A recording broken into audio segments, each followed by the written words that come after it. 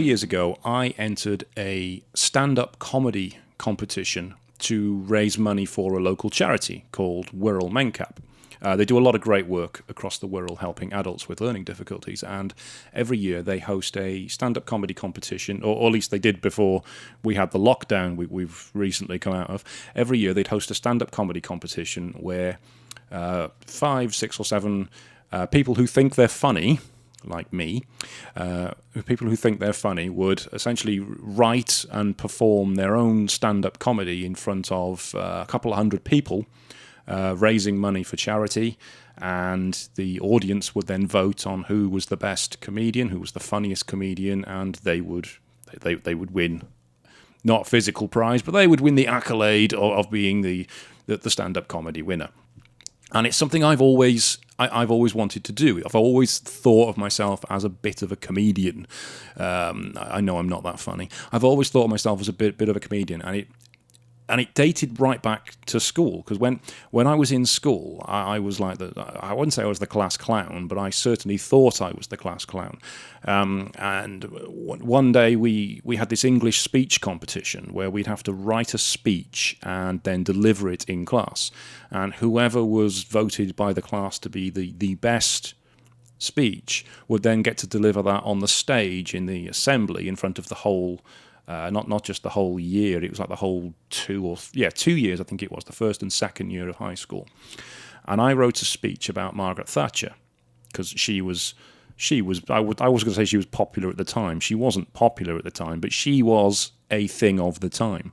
And she was also obviously a main character on Spitting Image at the time, which I used to watch, even though I don't think I fully understood all of the jokes, but I watched it anyway and found it hilarious. I was probably laughing at things I didn't quite know. But I wrote this speech about Margaret Thatcher, and I don't think it was that funny, I don't think it was that original, but I delivered it well, and I was voted the best speech in the class, so I got to deliver it on school, on the stage in front of the first and second year. And I was convinced I was going to win this competition because I'd already been voted the best in the class. Why would I not be the best in the school?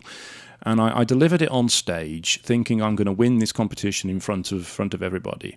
My older brother, who was about 15 years older than me, he'd drawn a Margaret Thatcher caricature, like the Spitting Image puppet, and cut it out for me to put my notes on the back of, so it looked like I was holding Margaret Thatcher's head while I was delivering this speech.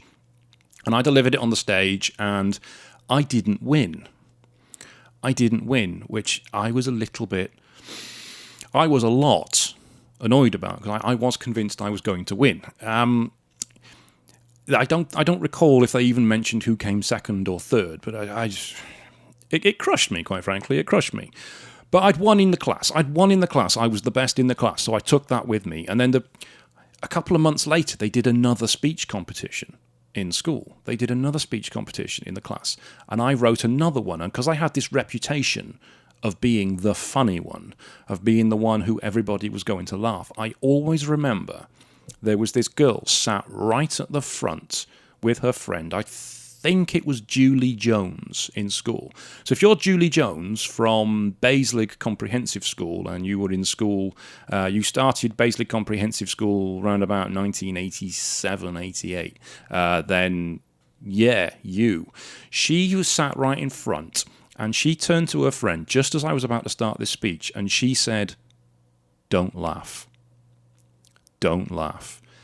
And I remember looking at her say, "Don't laugh," just as I was about to begin, and I thought, you're fucking gonna laugh. I am gonna make you laugh your bloody bollocks off. I presume she didn't have bollocks, but if she had them, she'd have laughed them off. And I started this speech, and she was my target audience. She was gonna laugh, because she didn't like me. I don't know what I'd done. I was probably a bit of a dickhead. I don't know what I'd done, but she didn't like me. She said, "Do not laugh," to her mate. I said, "She's gonna laugh, her mate's gonna laugh." And they did. They both laughed. Even though this speech I'd done, this second one, was nowhere near as good as the first one, because they'd given the subject of punning. You had to do puns. And puns, as we all know, are not funny. Sorry, Tim Vine. They're not funny. But I did it, and she laughed. And I converted her. And it reminded me, I listened to a podcast a while ago where Russell Kane was interviewed by Stephen Bartlett, and Russell Kane talked about something very similar, how he's always training his converting muscle. And as he was talking about this, I thought, yeah, that really makes sense for what I went through, because he doesn't get as much of a thrill out of doing stand-up comedy for his fans, because they come to love him. They know who he is. He likes to go to gigs where where people don't know he's going to appear.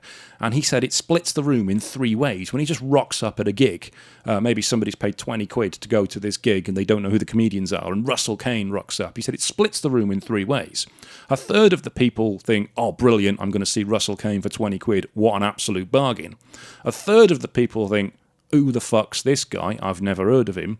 And a third of the people think, Russell Kane, I hate this prick. I can't stand him. And those are the ones he wants to aim at. Those are the ones he wants to say. Because if he can make them laugh, if he can convert them into liking him, into becoming his fans, then he's really done it. He's succeeded. He's converted. He's exercised his converting muscle. And that's exactly what I did with this Julie Jones. She turned to her mate and said, don't laugh when I started that speech. But they both laughed. So I had succeeded. So I was convinced from that age that I was funny and I could get up on a stage and do stand-up comedy. And I think also in this interview with Russell, he also said two things which really stuck with me as well. The first thing was that he thinks that he's funny. He thinks that he was always destined to be funny, the same as I do, for the same reasons that I do. And that's, firstly, he's the youngest of several children. So as the youngest, you're always trying to compete with older kids, with an older brother. You're always trying to compete with them for the attention of the parents. You're always trying to be the funny one. I thought, well, yeah, I had that certainly with my elder brother, because he was always the one that, they would pay attention to, and I was just trying to get the attention. That makes sense to me. But he also said it's because he was born in August. Now, as soon as he said this, I thought, bollocks. Yeah, you're going to go into horoscope shit now. You're going to say, oh, because you were a Leo or a Virgo. The fact I know that is disturbing enough. But horoscopes, I have no stock in whatsoever. But he said, no, it's nothing to do with horoscopes. It's because if you were born in August, you are one of the youngest kids in the class. Because if you were born in September, you go into the year before. You're one of the oldest kids in the class. If you're born in August, you're one of the youngest kids. Sorry, if you're September, you're one of the oldest. If you were born in August, you're one of the youngest kids in the class, which means you are the least mature. You are the least mature. Often you could be the shortest. You're trying to compete with kids who have maybe up to a year older than you. They are more sensible, they are more developed, they are more mature. Often they're more intelligent because they've had more time to develop. And you are trying to compete with them and get attention. I thought, yeah, that's exactly what I was. I was the youngest in the class. I was an idiot, basically. I was a bloody idiot when I was in school. And it really made sense to me. Yeah, that's why I was trying to do what I was trying to do. So when this opportunity came along to do this stand-up comedy, I thought, fuck yeah, I'm going into that, and I'm going to be bloody hilarious. And for those of you interested, you can actually listen to my whole stand-up comedy routine in podcast episode 5, I think it is. Podcast episode 5 of The Engaging Marketeer. You can listen to my entire stand-up comedy performance, my 15-minute stand-up comedy performance, and it is well worth listening to, if I do say so myself. But when we entered this competition, it wasn't just about getting up on a stage and doing stand-up comedy at Prenton Park, the home of Tranmere Rovers, no less. It wasn't just about doing that. They also gave you a weekly training program with a professional stand-up comedian. So every week for 1 hour, you'd spend a session, I think it was 2 hours. Every week, 2 hours with a stand-up comedian, where you'd go through some exercises in being funny, in being spontaneous, in ad-libbing, and then you'd go through the routines that you would put together. I thought, this is brilliant. I'd pay for this. I would pay for this kind of training, because the stuff you can learn from a stand-up comedian goes way beyond just stand-up comedy. For example, when I came to the first session, I was more ahead than any of the other people who were there, because I'd been thinking about this for a long time. I had my routine pretty much word for word nailed out when I got there. So when I started to go through my routine, everybody was like, oh, yeah, he's bloody funny, isn't he? He's got it all down. Yeah. But we videoed it. We videoed each of us doing it so we could watch it back afterwards. And I noticed things that I was doing that I wasn't aware that I was doing. So, for example, I was hobbling back on one leg. So maybe I was putting my weight on my left leg and just moving my right leg back and forth.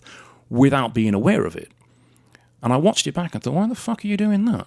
What the hell are you doing? Did you control your bloody body, for God's sake? So the second time I did it, I made sure I rooted myself. And any motion that I made is now purposeful. And it enhances the comedy. It enhances what I'm doing. So if I'm making a movement, there's a reason for it. I'm not just twitching back and forth. And there was another person who was doing the comedy with us. He didn't do this videoing thing. He didn't play it back. And he didn't go to all of the sessions either. And I noticed on the actual live show we did in front of the audience, he was still doing this rocking back and forth thing that I was doing because he wasn't aware of it, and I was. And that is a really important lesson in any sort of speech delivery, comedy delivery, public talk, sales pitch. Be aware of what your body's doing. Don't start fidgeting with your hands and moving them about. Don't start rocking back and forth. If you're going to make a movement, make it purposeful. So that was the first thing I picked up from that. And the big thing I got from it, the big thing I got from doing stand-up comedy, other than the fact that I won, I don't know whether I've dropped that in yet. Have I dropped that in? Just in case I haven't dropped that in, I did win. I did win, and it was part of the Liverpool Comedy Festival, which now officially makes me a Liverpool Comedy Festival winner. Yes, I am a comedian. Woo! Yeah. No, but the one of the big things I got from it was the fact that I now don't have any fear of public speaking. I have no fear of getting up in front of 5 people, 10 people, 100 people, 1,000 people. It doesn't matter. It doesn't matter. Because if I'm making a talk, a pitch, a sales presentation, maybe I'm doing a training workshop, it doesn't matter how many people there are, because I've done stand-up comedy. I stood up on a stage with no notes and did a 15-minute routine with the sole purpose of making people laugh. And that's hard. That's really hard. And not only did I do that, they laughed their fucking bollocks off. They laughed their bollocks off. I had them eating out of my hand, and it was the best rush I've ever had. And it was also the most nerve-wracking thing I've ever done. So whatever I do from now on, I just tell myself, you've done stand-up comedy. How hard is this? How hard is getting up on this stage and talking about digital marketing, talking about SEO, talking about Facebook advertising? How hard, you're talking to a load of business owners about marketing. How hard is that? You've got on a bloody stage and you've done stand-up comedy in front of 200 people and you've made them laugh their bollocks off. Nothing's harder than that. Nothing's harder than that. But there were other things I picked up on that helped me within business and helped me within presentations, helped me within talking to business owners, talking to clients, talking to prospective clients, and making the sales pitches. For example, story-based. My stand-up comedy, I specifically told a load of stories. I didn't tell jokes, I told stories. And when you're telling a story, you get people hooked. They listen. They want to know what happens next. You create a character. It could be you. It could be a potential client. It could be an example of another client. It could be a fictional person. You create a story. People want to know what happens to them. Stories sell. Stories sell. So I now use that in presentations. I use that in sales pitches. I tell stories. I don't list a load of facts and a load of benefits and then try and sell something based on that. I tell a story. Mimicking movement. When you're in front of somebody, if you mimic their actions, they are more inclined to like you because they see you as being like them. That's a sales tactic. You could argue it's a bit of an obvious sales tactic, but it does work. So if the person in front of you folds their arms, you fold their arms. Not immediately, don't do it like a bloody creep. I see you're folding your arms, mate, so I'm going to do the same thing. No, don't do it like that, but it's just subtle mimicking of movement. If they lean forward, you lean forward. If they sit back, you sit back. And you do that on stage. You're mimicking movement. If somebody does something in the audience and you want to replicate it, then you can do that on the stage. Your movement is important. Pausing. Timing in comedy is everything. Timing is everything. And if you're delivering a line, a comedy line, a punch line, you need to let it land. You need to pause and wait for people firstly to laugh, hopefully they'll laugh, but wait for people for it to sink in. There's no good delivering a comedy line and then carrying on immediately on something else.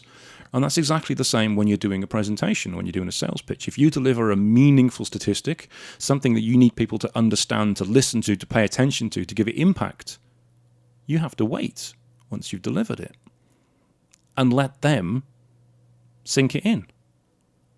Because if you just deliver a stat and then immediately start talking about something else, they've got no time to reflect on it. They've got no time to grasp it. They've got no time to realize how important it is. Pausing and pacing in a sales pitch, in a sales presentation, in a speech, is just as important as it is in stand-up comedy. And then, of course, there's your big finish.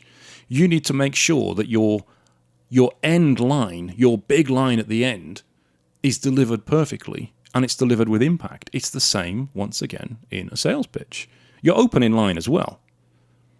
I mean, your opening line and your closing line are the two most important things you do in stand-up comedy, and they are the two most important things you do in a sales pitch as well. Because your opening line, it's going to have impact. It's going to be the reason people listen to you, stay awake and pay attention to you. Same with comedy. And your closing line is the most important thing because it's going to be what they end with, what they finish with. It's going to be the reason they buy from you, the reason they like you, the reason they want to hear from you again. That is vital. And those are some of the things I picked up about doing a sales presentation, about doing business from doing stand-up comedy. Now, I do get asked as well, would I do it again? Fuck yeah. Yeah, I'd do it again. I'd do it in a heartbeat. I would. It's difficult because it requires a lot of headspace. It requires an awful lot of headspace. When I was doing the comedy, I used to walk at lunchtime down to Sainsbury's and back, which would take me about 15, 20 minutes. And I'd go through the routine in my head every single time I was walking there. Go all the way there and all the way back, and I'd go through it over and over again until it was absolutely perfect. So when I delivered it on the night, it was almost word perfect. I think I laughed at one line when I shouldn't have, because I tried to keep a straight face, and I flipped another two lines around. Other than that, it was word perfect. It was word perfect. So I knew I didn't have to worry about the script. It was all about the delivery. It was all about the pacing, the pausing, and the deliberate movements of the body, the legs, the arms, the head, the facial expressions. The script is done. Let's make sure the movement and the delivery is perfect. But I would do it again. I would do it again. So if anyone's listening to this that, is looking for a comedian, has stand-up comedy spots maybe, then please get in touch. I'd be very interested in going again. I do have more material as well. So have a listen to episode 5 of the Engaging Marketeer podcast and listen to my stand-up comedy performance from the Wirral Comedy Festival, from the Liverpool Comedy Festival, raising money for Wirral Mencap, where I became a Liverpool Comedy Festival winner. Did I mention that? I'm not sure if I've mentioned that already. Have a listen to that. Leave me a review if you could as well. I'd love a review. If it's positive, please leave me a review. If it's negative, leave a review for Michael McIntyre. He can take it. I need the positive reviews. And if you could subscribe to me as well, that would be brilliant. So give me a follow or a subscribe on whatever platform you're listening to this on. And I would really appreciate that. So thank you very much for listening. You have been listening to the Engaging Marketeer podcast, and I will see you on the next one.